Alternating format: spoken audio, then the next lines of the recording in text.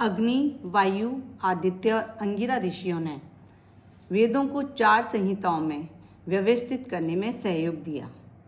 ये 4 संहिताएं हैं ऋग्वेद, यजुर्वेद, सामवेद और अथर्ववेद। इन सभी वेदों का ज्ञान ऋषियों के अंतःकरण में उत्पन्न हुआ था। ईश्वर की प्रेरणा से ऋषियों ने अपनी गहन साधना, ध्यान और तपस्या के माध्यम से इसे प्राप्त किया।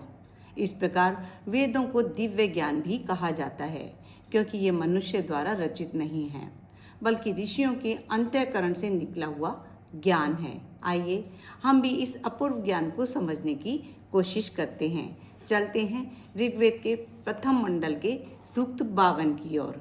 नमस्कार सभी को। सूक्त 52। हे अधर्व्यु, उन शत्रुओं से स्पर्धा करने वाले, धन दान के निमित्त अभिष्ट स्थल पर जाने वाले इंद्रदेव का विधिवत पूजन करो। हे अधर्व्यु, अधर्व्यु यहाँ यज्ञ करने वाले पुजारी को कहा गया है। तो कहा गया है कि इंद्रदेव का विधिवत पूजन करो। अश्व के समान शीघ्रता से यज्ञ स्थल पर पहुंचने वाले इंद्रदेव के श्रेष्ठ यश की अपनी रक्षा के लिए स्तुति करते हुए हम उन्हें रथ की ओर लौटा रहे हैं। सोमयुक्त हविष्यान पाकर हर्षित होते हुए इंद्रदेव ने जल प्रवाहों के अवरोधक वज्र को मारकर पानी में बहाया। सोमयुक्त हविष्यान पाकर इंद्र खुश हो जाते हैं और जो चाहो वो कर देते हैं। जल प्रवाहों को संरक्षण प्रदान करने के निमित्त इंद्रदेव अपने बलों को बढ़ाकर जलों में पर्वत की भांति अविचल स्थिर हो गए। वे इंद्रदेव शत्रुओं के लिए विकराल शत्रु रूप हैं। वे आकाश में व्याप्त आह्लाद रूप हैं। विद्वानों द्वारा प्रदत्त सोम से वृद्धि को पाते हैं। महान ऐश्वर्यदाता इंद्रदेव को हविष्यान से तृप्त करने के निमित्त हम उत्तम स्तुति रूपी वाणी द्वारा बुलाते हैं। जैसे नदियां समुद्र को पूर्ण करती हैं, वैसे ही कुश के आसन पर प्रतिष्ठित हुए धूलोक निवासक इंद्रदेव को तृप्त करते हैं। अपनी इच्छा से सुखपूर्वक बलवान, संरक्षक, शत्रु रहित, शुभ कांति वाले मरुदगण वज्र हनन करने में उन इंद्रदेव की सहायता करते हैं। मरुदगण के बारे में पहले बताया जा चुका है कि मरुदगण इंद्रदेव के सखा भी हैं, साथ ही वो जब भी इंद्र को जरूरत होती है दौड़े चले आते हैं और इंद्र की सहायता करते हैं। तो एक तरह से वो उनकी सेना भी है। सोमपान से हर्षित हुए इंद्रदेव उत्तम वृष्टि न करने वाले असुर से युद्ध हेतु उद्यत हुए। संरक्षक मर्दगण भी नदियों के प्रवाह की तरह उनकी ओर उन्मुख हुए। सोम से वृद्धि पाने वाले वज्रधारी इंद्रदेव ने उस असुर को बलपूर्वक मारकर तीनों सीमाओं से मुक्त किया। जब व्रत असुर जलों को बाधित कर अंतरिक्ष के गर्भ में सो गया था, तब जलों को मुक्त करने के लिए हे इंद्रदेव, आपने कठिनता से वश में आने वाले वज्र की थोड़ी पर वज्र से प्रहार किया। इससे आपकी कीर्ति सर्वत्र फैली और बल प्रकाशित हुआ। हे इंद्रदेव, जल प्रवाह जलाशय को प्राप्त करते हैं, वैसे आपकी वृद्धि करने वाले मंत्र रूप स्रोत आपको प्राप्त होते हैं। त्वष्टा देव ने अपने बल को नियोजित कर आपके बल को बढ़ाया और शत्रु को पराभूत करने में समर्थ आपके वज्र को तीक्ष्ण किया। यहाँ त्वष्टा देव के लिए लिखते हैं, त्वष्टा देव एक वैदिक हिंदू देवता हैं जिन्हें शिल्पकार, डिजाइनर या बढ़ई के रूप में जाना जाता है। वे कई अन्य देवताओं से जुड़े हैं, जैसे पूषण, सवित्र, प्रजापति और विश्वकर्मा।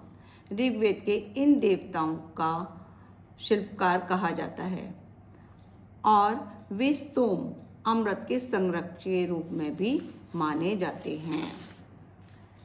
हे श्रेष्ठ कर्म संपादक इंद्रदेव, आपने घोड़ों पर चढ़कर फौलादी वज्र को बाहुओं में धारण कर मनुष्य के हितों के लिए वज्र को मारा, जल मार्गों को खोला और दर्शन के लिए सूर्यदेव को धूलोक में प्रतिष्ठित किया।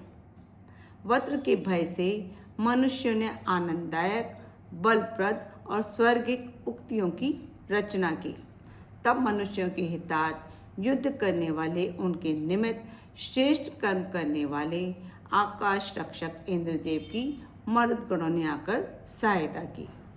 इंद्रदेव सोमपान जनित हर्ष से आपने धूलोक और पृथ्वी को प्रताड़ित करने वाले वज्र के सिर को अपने वज्र के बलपूर्वक आघात द्वारा काट दिया। व्यापक आकाश भी उस वज्र के विकराल शब्द से प्रकंपित हुआ। हे इंद्रदेव, जब पृथ्वी 10 गुने साधनों से युक्त हो जाए और मनुष्य भी दिनों दिन वृद्धि को प्राप्त होते रहें, तब हे ऐश्वर्यशाली इंद्रदेव, आपका बल और पराक्रम भी पृथ्वी से धूलोक तक सर्वत्र फैलकर प्रसिद्ध हो।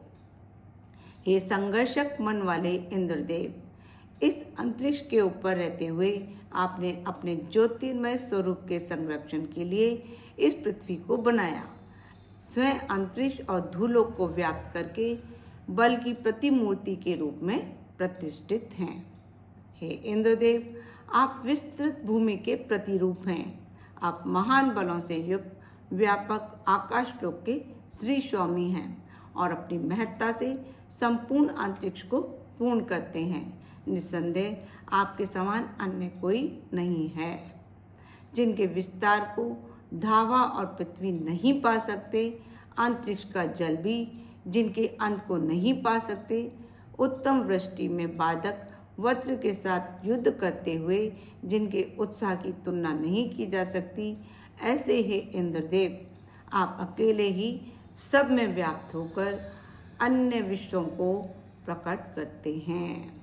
हे इंद्रदेव, सूत्र के साथ सभी युद्धों में मरुतों ने आपकी अर्चना की तथा सभी देवों ने आपको उत्साहित किया। तब आपने वज्र के मुख पर दुष्ट बुद्धि वालों को मारने वाले वज्र का प्रहार किया। ये हुआ सूक्त 52। अब नेक्स्ट वीडियो में हम मिलते हैं सूक्त 53 के साथ। नमस्कार सभी को, खुश रहो, स्वस्थ रहो, मस्त रहो।